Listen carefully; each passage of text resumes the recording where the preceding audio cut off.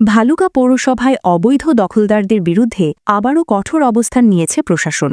২-৮ December ২০২৫ শনিবার সকাল থেকে ভালুকা পৌর বাসস্ট্যান্ডের পূর্ব পাশে মোবাইল কোর্টের মাধ্যমে উচ্ছেদ অভিযান পরিচালনা করেন পৌর প্রশাসক ও ভূমি কর্মকর্তা ম্যাজিস্ট্রেট ইকবাল হোসাইন।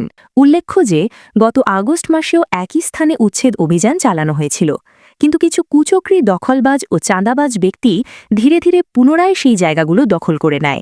এবারের অভিযানে বাসস্ট্যান্ড এলাকার অবৈধ স্থাপনা ও দোকানপাট সরিয়ে এলাকাটি সম্পূর্ণ দখলমুক্ত করা হয়েছে। প্রশাসক ইকবাল হোসাইন জানিয়েছেন, এ ধরনের অভিযান ভবিষ্যতেও অব্যাহত থাকবে এবং প্রয়োজনে পৌর পুলিশের জনবল ও ক্ষমতা বৃদ্ধি করে কঠোর তদারকি নিশ্চিত করা হবে।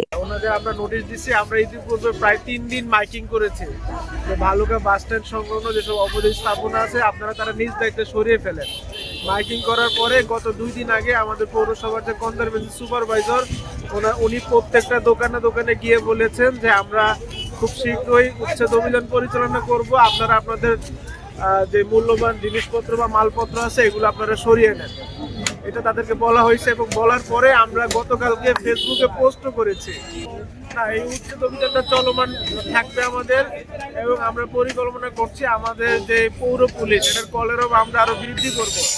একদিন পৌর পুলিশের কাজ ছিল শুধুমাত্র ট্রাফিক নিয়ন্ত্রণ করা, তো আমরা এর পাশাপাশি আমাদের পৌর পুলিশের ইনচার্জ আছে লোকমান হাকিম সাহেব, ওনাকে আমরা বললাম যে উনি যেন তার কলেরটা বৃদ্ধি করে, আরো যদি পৌর পুলিশের দরকার পড়ে উনি বাড়াক এবং আমরা ট্রাফিক কন্ট্রোলের সাথে সাথে বাজারে যে অবৈধ স্থাপনাগুলো আছে সেগুলো যেন আর বসতে না পারে এই ব্যাপারেও নিয়মিত মনিটরিং করব। স্থানীয়রা জানান, এসব অবৈধ স্থাপনার কারণে রাস্তায় মানুষের চলাচলে ব্যাপক সমস্যা ও যানজট সৃষ্টি হতো।